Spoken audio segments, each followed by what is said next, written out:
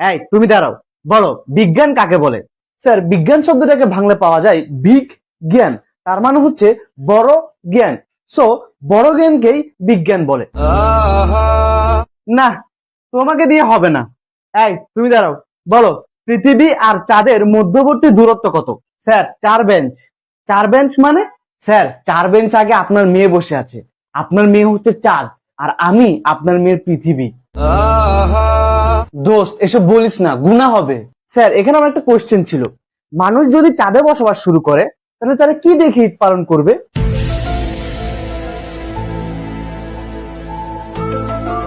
দোস্ত, ঈদ একটা পবিত্র জিনিস, এসব বলিস না, গুনাহ হবে। স্যার, এখানে আমারও একটা কোশ্চেন আছে, পৃথিবীতে থাকা মানুষরা চাঁদকে দেখিয়ে বলে ওই যে দেখো চাঁদ মামা, তার মানে পৃথিবী হচ্ছে চাঁদের বোন আর চাঁদ হচ্ছে পৃথিবীর ভাই, এ কারণেই তো তাকে মামা ডাকা হয়। তাহলে চাঁদে যদি মানুষ থাকে, তাহলে মানুষরা পৃথিবীকে দেখে কি বলবে?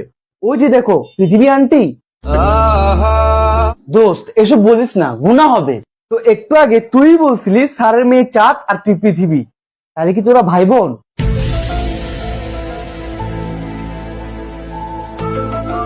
তোমাদের অনেক কোশ্চেন হয়েছে, এবার আমি কোশ্চেন করব। বলো, ডাইনোসর বিলুপ্ত হওয়ার প্রধান কারণ কি?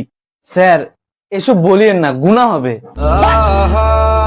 এই, ওরে ধর, ওরা আল্লাহর কাছে পাঠাই।